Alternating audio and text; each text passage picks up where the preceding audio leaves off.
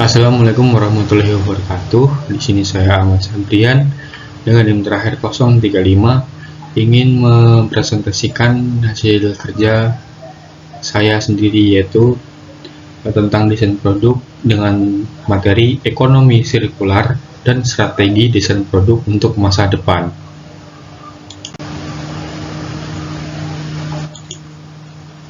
Kemudian di sini ada beberapa poin-poin penting yang akan saya bahas. Yang pertama ada konsep ekonomi sirkular, kedua ada peran desain produk dalam ekonomi sirkular, ketiga ada pengaruh ekonomi sirkular pada strategi desain produk, yang keempat ada strategi desain produk dalam ekonomi sirkular.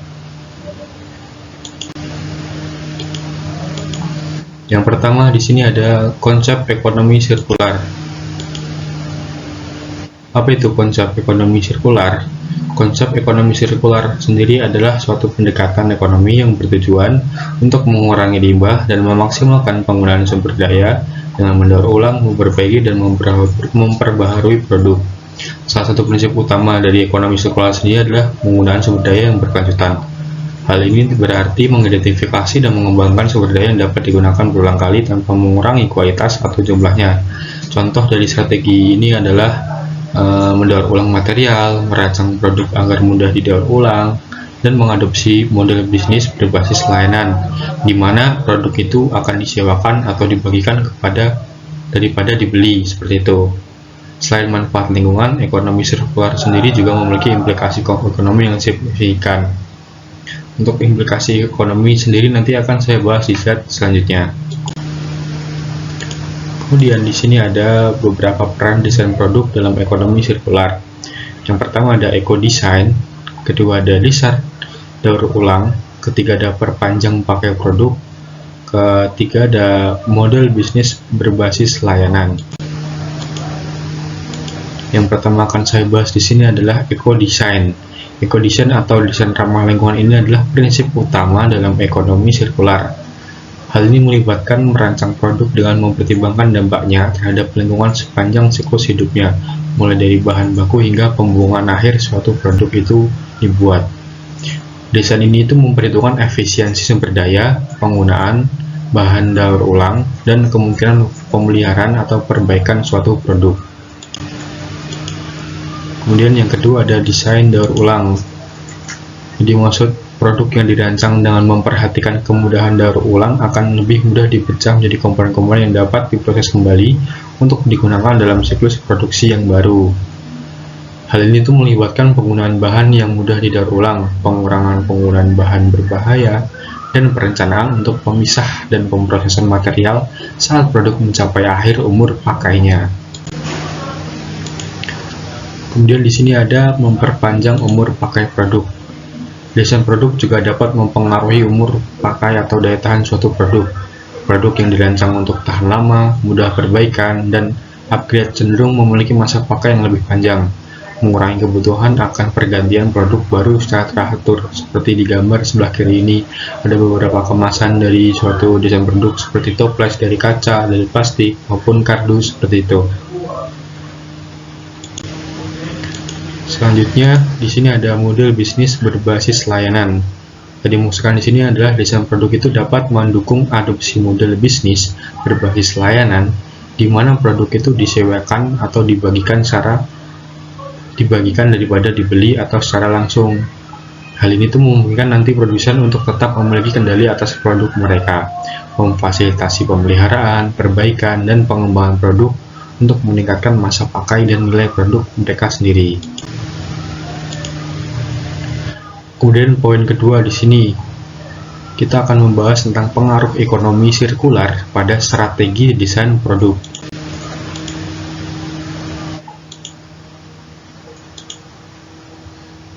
Di sini tadi saya sudah menyebutkan di slide sebelumnya bahwa apa itu implikasi ekonomi. Di sini saya akan menjelaskan. Implikasi ekonomi sirkular itu sangat luas dan berpotensi membawa perubahan yang signifikan dalam berbagai aspek ekonomi, lingkungan, dan sosial. Jadi pengertian implikasi sendiri adalah dampak akhir atau akibat dari sesuatu. Jadi implikasi ekonomi itu kita dapat simpulkan bahwa peristiwa yang terjadi saat ini adalah dampak atau akibat akhir dari peristiwa tersebut terhadap perekonomian, seperti itu. Kemudian di sini ada beberapa macam-macam poin-poin yang termasuk dalam implikasi ekonomi. Yang pertama ada pengurangan biaya produksi. Yang dimaksudkan sendiri adalah salah satu implikasi utama dari ekonomi sirkular sendiri adalah pengurangan biaya produksi jangka panjang dengan mendaur ulang bahan dan memperpanjang umur pakai produk. Perusahaan itu sendiri akan dapat mengurangi biaya pembelian bahan baku dan proses produksi. Kedua, peningkatan efisiensi sumber daya.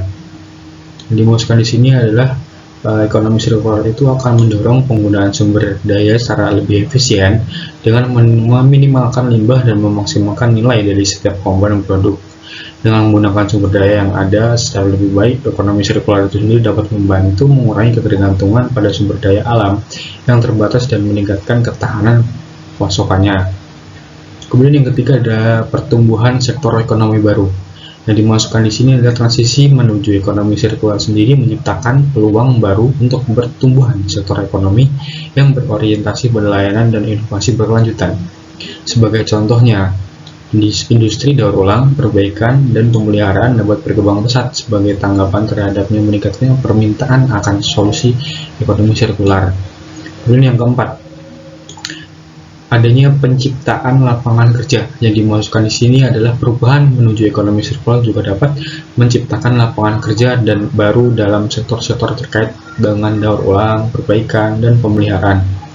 Ini termasuk juga pekerjaan dalam manufaktur ramah lingkungan, pengelolaan limbah, dan pengembangan teknologi daur ulang.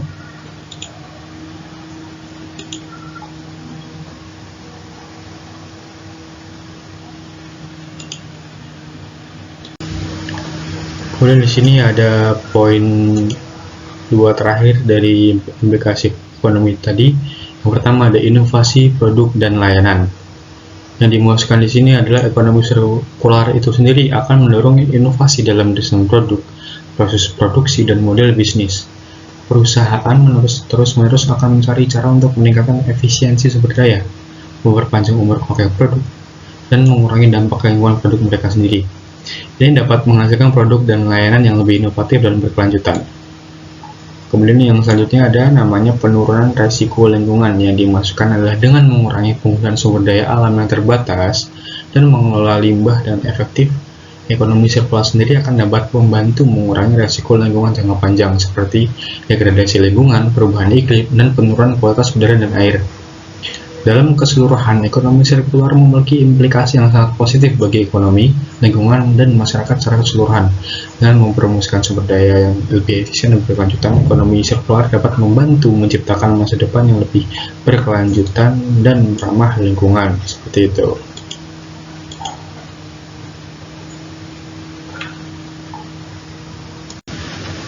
Selanjutnya di sini ada beberapa poin lagi, tetapi dia adalah dalam poin desain produk berkelanjutan. Yang pertama ada pemilihan bahan. Pemilihan bahan yang ramah lingkungan ini mencakup penggunaan bahan daur ulang atau bahan yang dapat didaur ulang serta menghindari bahan berbahaya atau dapat tidak terurai seperti itu. Kemudian yang kedua ada faktor durabilitas atau perbaikan. Produk yang dirancang itu untuk lebih tahan lama dan mudah diperbaiki itu memiliki umur pakai yang lebih panjang. Dan selain itu juga akan mengurangi kebutuhan penggantian produk baru secara teratur. Ketiga ada desain modular. Yang dimaksudkan modular ini adalah memungkinkan komponen produk itu untuk diganti atau diperbaiki secara terpisah daripada harus membuang seluruh produk ketika suatu bagian produk tersebut sendiri rusak atau usang. Gitu. Selanjutnya ada masa pakai produk yang panjang. Di sini ada beberapa poin. Yang pertama ada kualitas material, yang maksudnya adalah menggunakan material berkualitas tinggi dalam proses pembuatan. Kedua itu desain tahan lama, yang ditujukan di sini mempertimbangkan kekuatan, ketahanan, dan fungsionalitas produk selama penggunaan jangka panjang. Setelah itu kemudahan perbaikan. Yang dimaksudkan adalah produk yang mudah diperbaiki itu akan mendorong pengguna untuk memperbaiki produk yang rusak daripada menggantinya dengan yang baru. Yang terakhir ada desain yang timeless. Desain yang timeless ini itu memaksudkan untuk memungkinkan produk tetap relevan dan estetis menarik seiring berjalannya waktu atau sesuai tren dari perkembangan zaman ke zaman. Kemudian di sini ada strategi desain produk dalam ekonomi sirkular.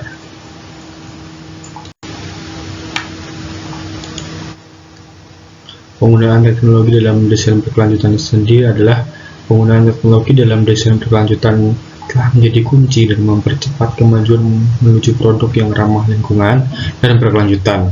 Teknologi tidak hanya membantu untuk menciptakan produk dengan jejak lingkungan yang lebih kecil, tetapi juga memperbaiki efisiensi proses secara dari segi desain dengan segi produksi. Di sini ada poin-poin dari strategi di atas. Yang pertama, ada permodelan 3D. Di sini permodelan 3D itu memungkinkan para desainer itu untuk membuat mode virtual produk dengan detail yang sangat tinggi sebelum memulai proses produksi. Selain dari permodelan 3D tersebut, kita harus juga akan menggunakan strategi dengan menggunakan percetakan 3D.